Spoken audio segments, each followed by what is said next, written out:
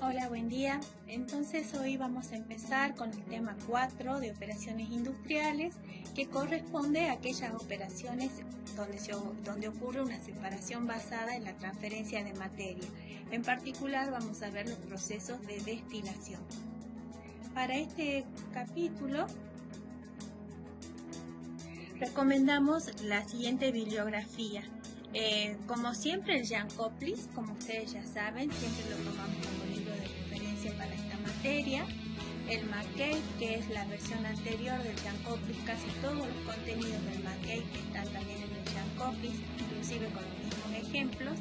Y en este caso particular vamos a tomar el Henley, que tiene las operaciones de separación por etapa en equilibrio en ingeniería química, el Reichel y el Daugherty. En el Daugherty es un libro que tenemos en la cátedra. Vamos a ver si ahora durante este receso podemos acercárselos, aunque sea una fotocopia de los primeros capítulos, donde pueden obtener información general sobre los coeficientes de actividad para la destilación, ¿sí? Para que puedan hacer los cálculos en la parte práctica. Con respecto a los conocimientos previos, para empezar este tema, nos gustaría que repasen de sus carpetas de termodinámica cómo eran los formatos de representación del equilibrio vapor-líquido para mezclas binarias y también cómo es la representación del equilibrio en diagramas ternarios, ¿sí?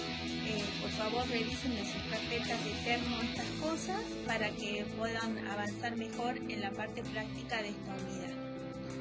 Las operaciones controladas por transferencia de materia, que son las que vamos a estudiar en este capítulo, tienen como particularidad que presentan dos fases que están en contacto y donde las fases no se encuentran en equilibrio. Si las fases estuvieran en equilibrio, entonces no habría transferencia, pero en este caso estamos aprovechando que está fuera del equilibrio para transferir desde una fase a la otra. El objetivo general de este tipo de procesos es separar uno de los componentes de una fase mediante la acción o la presencia de otra fase en contacto con ella.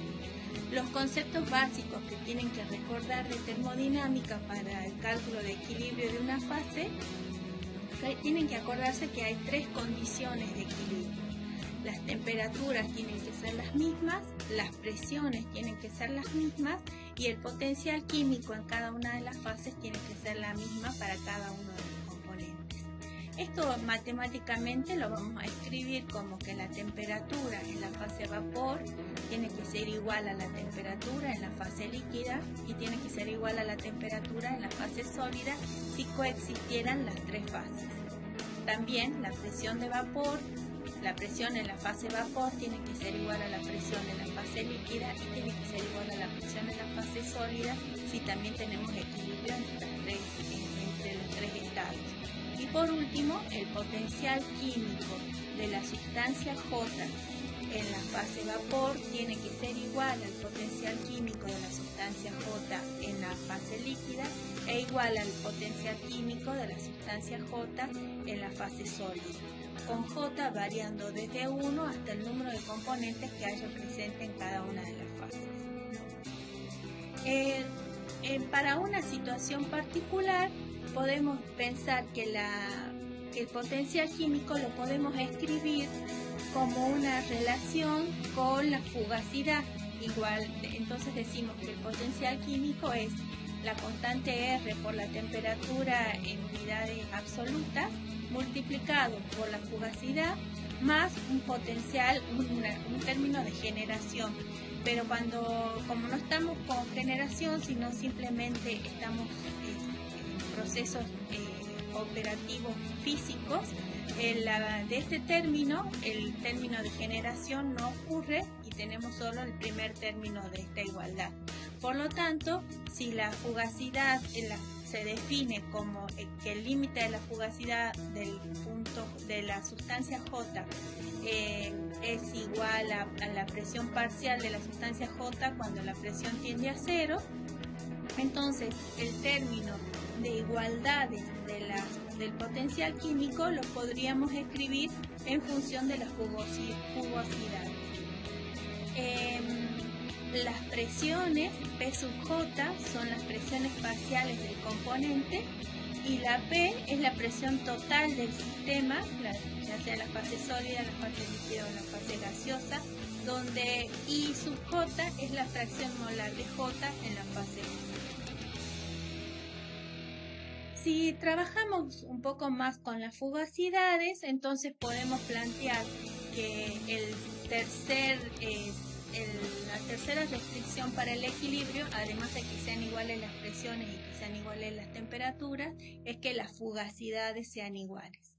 Para la fugacidad en la fase líquida, el F sub JL lo podemos escribir como la presión parcial de la sustancia pura a esa temperatura, la presión parcial de la sustancia pura, multiplicado por la fracción molar de la sustancia dentro de la fase por un coeficiente gamma, que es el coeficiente de actividad de la sustancia J en la fase líquida, que va a depender tanto de la composición como de la temperatura. En el caso de la fase vapor, la fugacidad de la sustancia J en la fase vapor va a ser igual a la presión total por la composición en la fase vapor. Entonces, igualando este término que representaba la fugacidad de la fase líquida con este término que representa la fugacidad en la fase vapor, tenemos la ecuación que nos permite vincular la fracción molar de la fase líquida con la fracción molar en la fase vapor a través de la presión al estado puro y la presión total.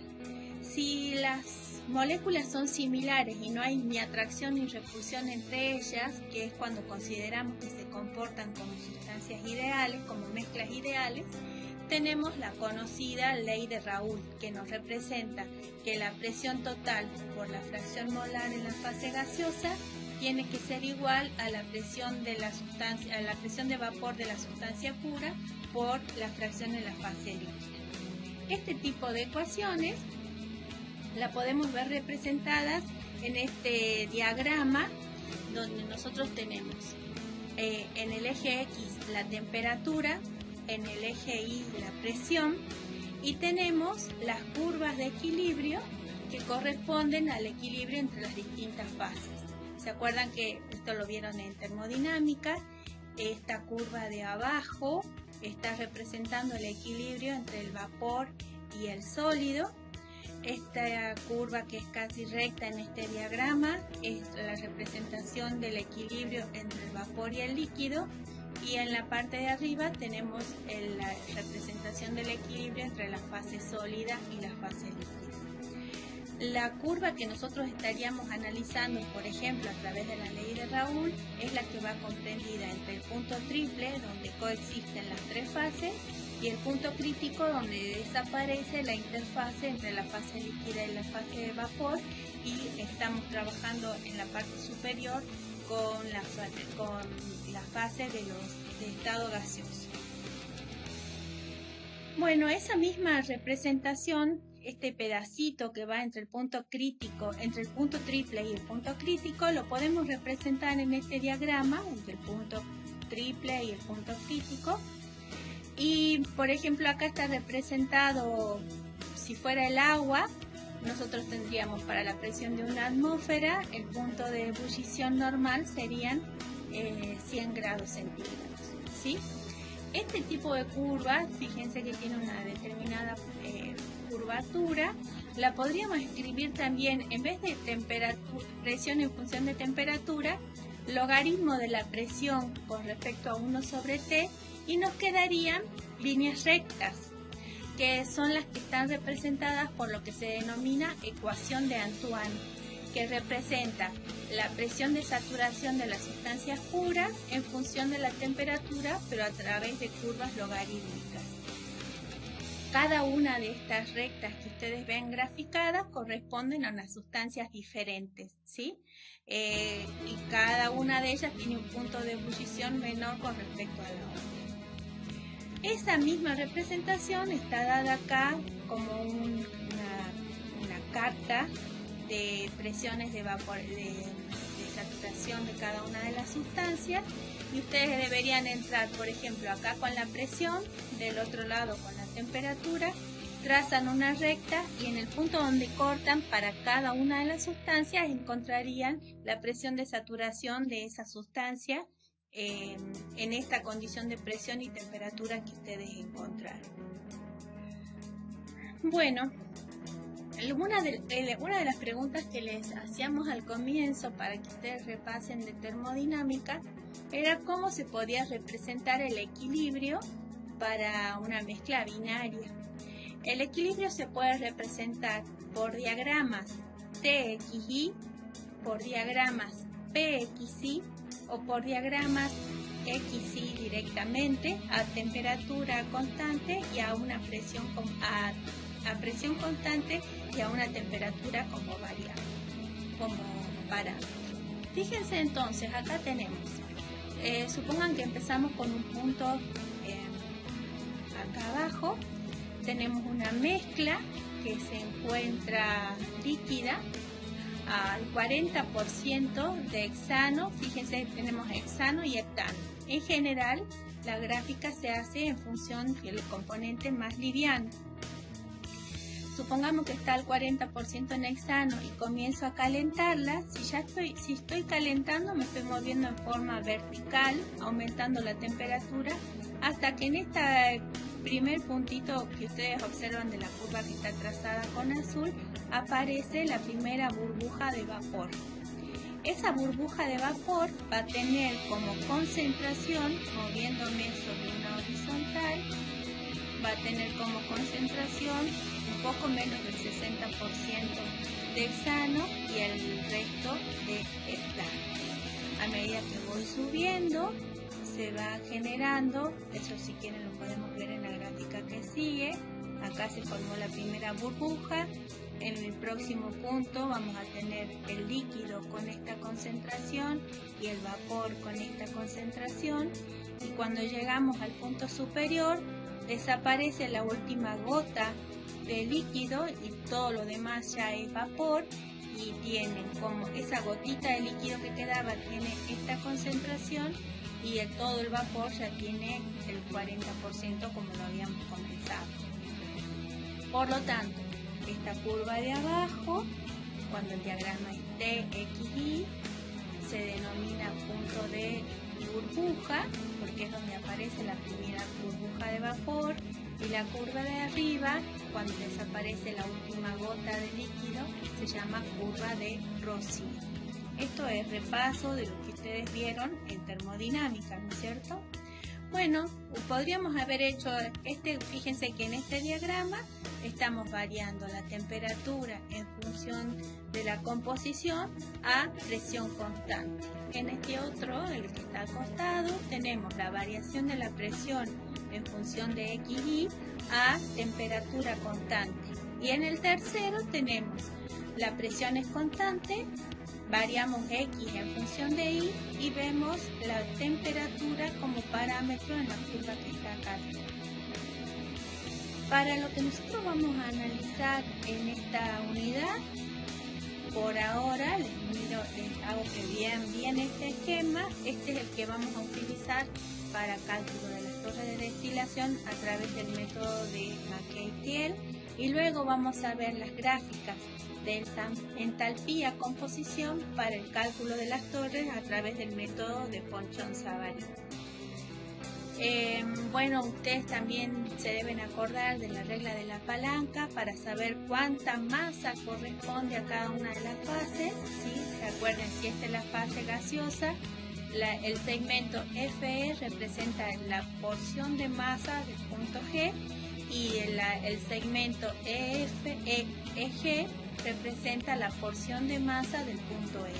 ¿Sí? Eso lo hacíamos con la regla de la palanca. ¿Qué pasa cuando las mezclas no son completamente, lo que habíamos visto hasta recién eran para mezclas completamente miscibles, pero podemos tener algunas mezclas donde exista alguna correlación entre el líquido, la fase liviana y la fase pesada?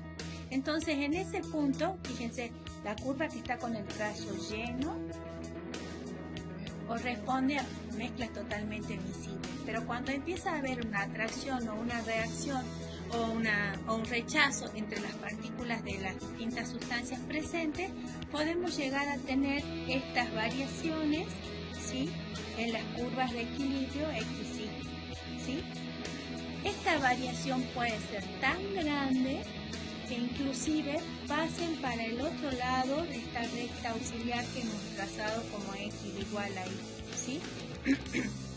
En ese caso hablamos de que estas mezclas presentan azeótropos. No sé si ustedes recuerdan eso.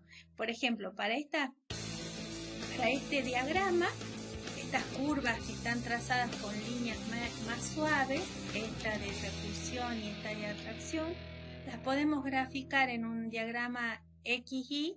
Por ejemplo, para acetona y agua, ustedes observan que la curva no es pareja, ¿sí? Hay una relación diferenciada para la acetona con el agua en la zona de baja concentración y de la de alta concentración. Estos mismos datos representados en un diagrama XY los podemos observar también cómo quedan en un diagrama TXY, donde acuérdense que la curva de abajo era la curva de burbuja y la curva de arriba era la curva de rocío. Como les contaba, existen algunas sustancias donde esta atracción o repulsión que existe entre las partículas, en este caso acetona y agua, puede ser extrema y pasar por debajo, o sea, pasar de estar por encima de la recta X igual a Y, para abajo, y este punto donde cruza denominamos el punto azeotrópico. Este estaría representado en un diagrama XY y en este estamos en TXY y observamos el punto azeotrópico, cómo se unen las curvas de rocío con las curvas de burbuja. Este tipo de mezclas donde ocurren los puntos azeotrópicos son complicados porque no podríamos hacer destilación. Podemos destilar de este lado de la curva y de este lado de la curva, pero no podemos pasar de un lado para el otro, porque justamente vamos a ver más adelante que la fuerza impulsora para la destilación es el coeficiente de actividad que tengo en este punto, y en este punto son iguales, entonces no tengo volatilidad como para poder hacer la destilación. Bueno, ustedes habían visto que en los equilibrios líquido-vapor podríamos tener azeótropos de máxima o azeótropos de mínima, los cuales en sus diagramas X y Y representados quedan como los que tienen en estas imágenes, ¿sí? Esto es solo para que ustedes recuerden de qué era lo que estaba pasando en termodinámica, ¿sí? Acá tienen otra situación de un azeótropo de máxima, cómo queda su representación en un TXY y en un XY. Pero acuérdense que cuando estemos destilando no vamos a poder pasar de un lado al otro del punto azeotrópico. Bueno, para las mezclas, los coeficientes de actividad de las mezclas binarias están representadas por los coeficientes gamma 1 y gamma 2. Si la mezcla es ideal, gamma 1 y gamma 2 son iguales a 1 y se utilizan directamente las ecuaciones de Dalton o de Raoult, que son las que ustedes observan en este cuadrito naranja que tienen acá. La presión total por la fracción molar de la sustancia 1 en la fase gaseosa es igual a la presión de saturación de la sustancia 1 por el X1 en la fase líquida, cuando gamma es igual a 1. Y lo mismo podemos plantear para la otra sustancia. Acuérdense, estamos hablando de mezclas binarias, entonces tenemos solo dos componentes, el componente 1 y el componente 2. Si las mezclas son reales, o sea, no son ideales, por lo tanto, gamma 1 y gamma 2 son diferentes a 1, vamos a tener que escribirlas incluyendo el gamma 1 y el gamma 2, y las ecuaciones con las cuales calculamos el gamma 1 y gamma 2 son las que yo les comentaba, que están recopiladas en el Daguerre-Malone. Tenemos ecuaciones que representan cómo varía gamma 1 y gamma 2 en función de algunos parámetros, ¿sí? Estas ecuaciones están en el Daguerre, las podríamos sacar de ahí. Cuando ustedes esto les va a servir sobre todo cuando tengamos que hacer los primeros ejercicios de cálculo de equilibrio, pero generalmente cuando ya estamos trabajando en destilación trabajamos directamente con valores de alfa. Ya vamos a hablar de qué es el alfa. Aparece entonces un valor que se llama volatilidad relativa, que es la que va a dirigir los procesos de destilación. Se define el valor de la constante de equilibrio K sub I y volatilidad relativa de acuerdo a los siguientes términos. La constante de equilibrio K sub I es la fracción molar de I en la fase vapor sobre la fracción molar de I en la fase líquida. Fíjense que si el K es igual a 1, es porque estamos en un punto azeotrópico, por ejemplo, tenemos la misma concentración en la fase líquida que en la fase vapor. Estamos en equilibrio, no en azeótropo, sino que estamos igual repartidos en las dos fases, ¿sí? Entonces sería difícil hacer la separación en este caso.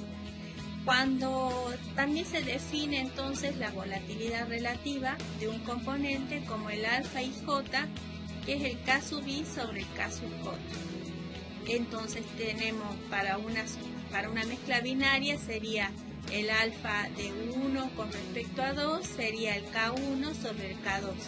Si fuera una mezcla ternaria sería el alfa 1 con respecto a 2 y el alfa 1 con respecto a 3 y así sucesivamente un alfa para cada par de sustancias, ¿sí? Lo que nosotros vamos a resolver en nuestros ejercicios son mezclas binarias y vamos a ver que los procedimientos son similares cuando tenemos mezclas multicomponentes, pero nosotros nos vamos a dedicar al cálculo solamente de los procesos binarios. Si la volatilidad relativa es muy alta, o sea que alfa y J es mucho mayor que 1, entonces quiere decir que el componente I tiene mucha mayor tendencia que el componente J a estar en la fase gaseosa. Entonces va a ser muy fácil hacer la separación entre el volátil y el no volátil. En cambio, si el alfa es igual a 1, entonces tienen la misma tendencia de estar en la fase líquida que en la fase gaseosa cualquiera de los dos componentes y va a ser mucho más difícil separarlas por el medio de destilación. En el caso que la destilación no funcionara para separar, como es en el caso de la volatilidad relativa, podemos hacer uso de otro tipo de separaciones como puede ser la extracción líquido-líquido.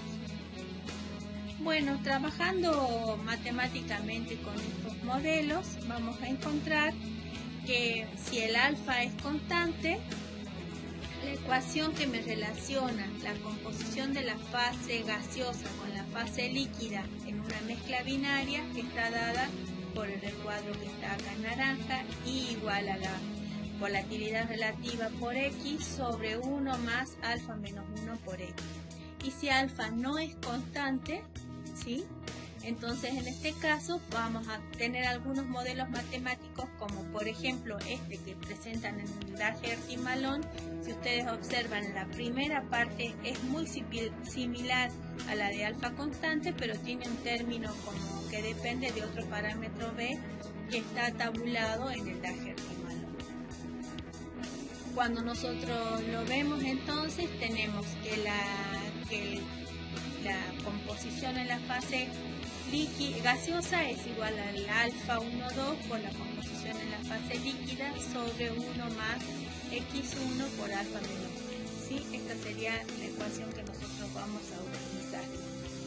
Lo que sería interesante también es que ustedes, como un ejercicio matemático, despejen, acá tienen y en función de x, despejen x en función de y. Acá tienen, por ejemplo, algunos ejemplos de cómo se hacen los cálculos, de cómo se trazan las curvas, de la temperatura en función de XY y de Y en función de X para algunas sustancias, en este caso para hexano y etano, que pueden ser algunos ejercicios que tengan en la práctica. En este otro caso, cómo les quedarían las gráficas cuando el gamma no es igual a 1, anterior era con gamma igual a 1, en este caso con gamma distinto de 1, y ahí observamos el punto azeotrópico. Lo mismo acá era de mínima, un azeótropo de mínima, y en este caso un azeótropo de máxima. También ocurre, y ustedes se deben acordar de este tipo de diagramas, seguramente los ha hecho sufrir en termodinámica, donde ustedes tienen, fíjense, en la parte alta el equilibrio líquido-vapor y en la parte baja el equilibrio sólido-líquido. Entonces puede llegar a darse una condición de temperatura donde la curva de equilibrio líquido-vapor se solape con la de equilibrio sólido-líquido y les queda como un conejo de Pascua. Y que en este punto donde tenemos toda esta línea horizontal de equilibrio es la que nosotros observamos en este diagrama XY también como una línea recta, ¿sí? Esas son, acá tenemos miscibilidad parcial en la fase gaseosa y además tenemos una situación particular en la fase sólido. Como tercera parte de esto, de las partes de equilibrio, vamos a ver el equilibrio ternario cuando tenemos dos solventes inmiscibles entre sí. En este caso lo que usábamos eran los diagramas ternarios. ¿Qué vamos a ubicar en cada extremo? Vamos a ubicar en el extremo que está en la parte inferior las dos fases líquidas y los dos componentes de solventes, y en el extremo superior de este diagrama ternario vamos a ubicar al soluto que queremos transferir desde una fase a la otra. Por ejemplo, podríamos tener acetona y agua y queremos extraerle un determinado soluto que está disuelto primero en la acetona y que lo vamos a retirar con agua. Recuerden que en cada uno de estos extremos tenemos sustancias puras. Acá estaría el solvente 1 puro, el solvente 2 puro y el soluto puro. En cada uno de los ejes laterales de los lados tenemos mezclas binarias. Acá sería del solvente 1 con el soluto, del solvente 2 con el soluto y del solvente 1 con el solvente 2 en el eje horizontal. Y en cualquier punto en la zona central tenemos siempre tres componentes, ¿sí? En casos particulares, nosotros como estamos trabajando con Excel, estos diagramas de triángulos equiláteros los vamos a transformar de una escala de 3 ejes a una escala de 2 ejes, ¿sí? Acá teníamos los 3 ejes y lo vamos a transformar en 2 ejes, y el tercero, como ustedes saben, la sumatoria tiene que ser igual al 100% o a 1 si están en fracciones molares.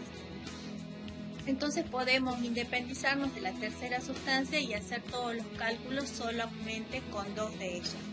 Este formato era para resolución en papel y este formato lo estamos utilizando para el cálculo con Excel. Aunque hay algunos alumnos muy avanzados que han hecho una conversión de ejes en este tipo de diagramas y han podido representar lo mismo con Excel, pero en un diagrama equilátero. Bueno, con esto dejaríamos esta primera parte, el cálculo de equilibrio, que en realidad no tiene nada de nuevo, sino solamente repasar lo que hemos analizado de termodinámica. Sería interesante que ustedes nos manden algún mensajito de qué quedó claro de esto y qué no se llegó a comprender con tanta claridad, para que lo abarquemos nuevamente en los horarios de consulta vía Zoom o a través de los prácticos o alguna respuesta por correo si es que hiciera falta. Bueno, dejen todo ordenadito y enseguida nos juntamos para ver la segunda parte de este tema.